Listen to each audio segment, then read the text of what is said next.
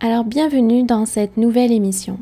Aujourd'hui j'ai envie de partager avec vous sur un sujet plutôt concret et pratique pour vous aider à commencer vraiment votre pratique par la connexion à votre propre corps et à vos cycles menstruels. Alors nos corps féminins ils sont en constant changement cyclique, mais la plupart du temps c'est des choses qui se passent en dehors de notre champ de conscience habituel. Donc ça a lieu dans notre corps et on peut se sentir vraiment impuissante face à ça. Mais quand on commence à suivre nos cycles et à noter des schémas répétitifs qui se passent dans nos cycles, à voir que nos cycles sont connectés à la nature au-delà de nos corps, on commence à se sentir moins victime de ce climat intérieur, de ces changements intérieurs. Mais on devient plutôt comme le pilote d'un navire. Donc on commence à naviguer notre nature cyclique avec plus d'assurance.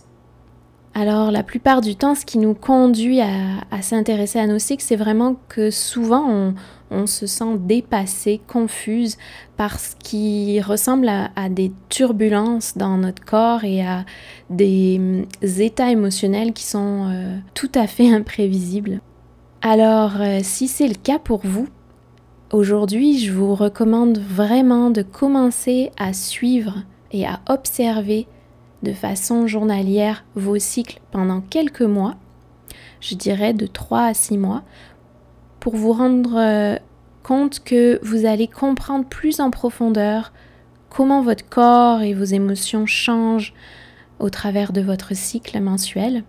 Et ça va vous aider à mieux naviguer votre vie à partir d'une stabilité intérieure et d'une conscience de votre façon unique de vivre les changements dans votre corps. Alors pour ça, je fournis justement sur le site de Féminité en Conscience un calendrier menstruel et lunaire que vous pouvez télécharger. Donc je vous invite à le faire dès maintenant, il est dans la description de cette émission. Et comme ça, vous pouvez l'avoir devant vous pendant l'écoute de notre émission. Donc vous pouvez voir sur ce calendrier que vous avez une charte circulaire dans laquelle vous avez différentes cases que vous pouvez remplir. Vous avez la case des jours de votre cycle, les phases lunaires. Vous avez également de la place pour noter des mots et aussi les dates du calendrier pour pouvoir reporter ça sur votre agenda. Donc moi, ce que je vous conseille, c'est vraiment de prendre ce calendrier, d'en imprimer plusieurs copies pour en avoir pour plusieurs mois.